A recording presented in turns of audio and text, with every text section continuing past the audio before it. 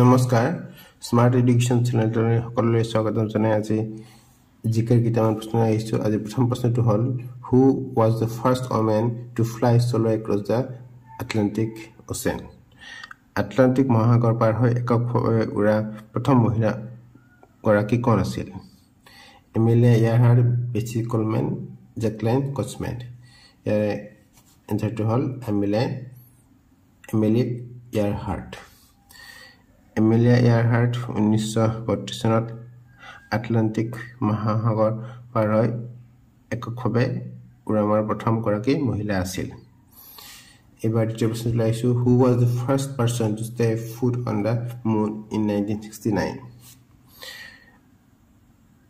1969 চনত চন্দ্ৰত ভৰি দিয়া প্ৰথম ব্যক্তি কোন আছিল কলম্বাছ এডুইন এল্ড্ৰিন নীল আৰ্মষ্ট্ৰং ইয়াৰে এনসাৰটো হ'ল নীল আৰ্মষ্ট্ৰং নীল আৰ্মষ্ট্ৰং এজন আমেৰিকান মহাকাশচাৰী আৰু অভিযন্তা আছিল আৰু চন্দ্ৰত খোজ কৰা প্ৰথম ব্যক্তি 1929 চনৰ 20 জুলাইত নীল আৰ্মষ্ট্ৰং আৰু বাছ এল্ড্ৰিনে সেটাৰ্ন ভি ৰকেট ব্যৱহাৰ কৰি চন্দ্ৰলৈ প্ৰেৰণ কৰা এখন সৰু মহাকাশযানত চন্দ্ৰত অৱতৰণ কৰিছিল আৰু তেওঁলোকে চন্দ্ৰত খোজ কাঢ়িছিল আৰু লাখ লাখ লোকে টেলিভিছন পৰ্দাত এই অনুষ্ঠানটো চাইছিল আৰু শুনিছিল এবাৰ তৃতীয় প্ৰশ্নটো আহিছো what is the largest continent on earth পৃথিৱীৰ আটাইতকৈ ডাঙৰ মহাদেশ কি আছিল Asia Africa Australia north America ইয়াৰে উত্তৰটো হ'ল এছিয়া সমগ্ৰ বিশ্বত 7খন মহাদেশ আছে তাৰ ভিতৰত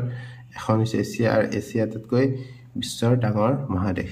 ৰাষ্ট্ৰসংঘৰ তথ্য অনুসৰি বৰ্তমান এছিয়া মহাদেশত মুঠ 48খন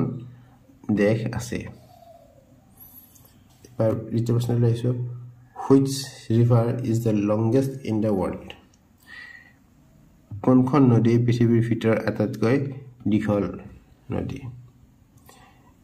এমাজন ৰিভাৰ ইয়েলো ৰিভাৰ নীল ৰিভাৰ ইয়াৰে উত্তৰটো হ'ল নীল river Neel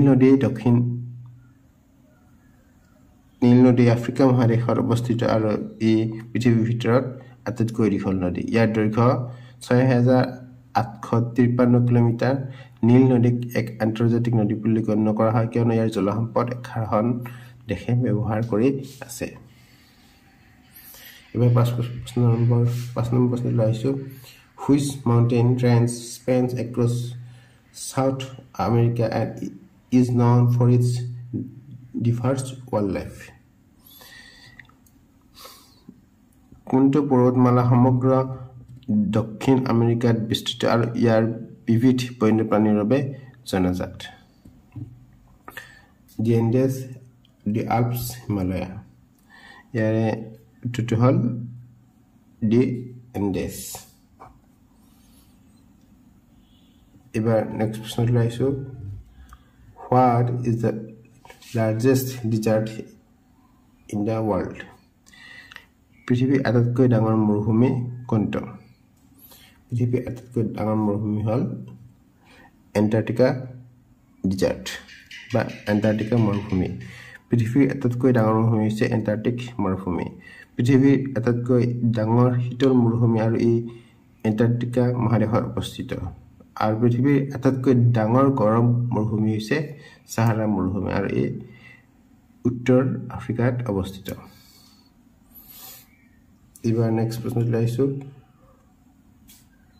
which country is both N island and A continent কোনখন দেশ এটা দ্বীপ আৰু মহাদেশ দুটা